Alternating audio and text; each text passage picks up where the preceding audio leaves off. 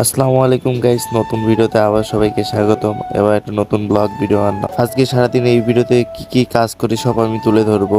দেখেন সারাদিনের আমার কাজ। আর সকালবেলা ঘুম থেকে উঠেই দেখি বৃষ্টি হচ্ছে, আর আমি দোকানের উদ্দেশ্যে বের হয়ে গেলাম। আর এটা হলো আমাদের মার্কেটের 5 তলায় আমাদের দোকান। আর আমি এই লিফটে উঠলে আমার শয়তানি উঠে যায় মিররটা দেখলে, কারণ মিরর দেখলে আমার মাথাত খালি উল্টো পাল্টা চিন্তা ভাবনা আসে। দেখি কি করি, ছবি তোলার স্টাইল কত সুন্দর।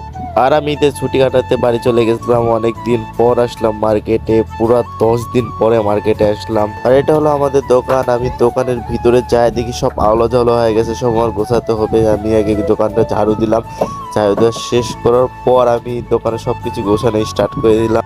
আর সবকিছু পরিষ্কার করে দেখি এক সাইডে অনেকগুলো ওষুধ পড়ে আছে, এগুলো হলো একটা মানুষের মাল। আর এটা আমার বিল রেডি করতে হবে। আঙ্কেল বলে এই বিলটা তুই রেডি করে রাখ, আমি পরে দেখতেছি এই বিষয়টা।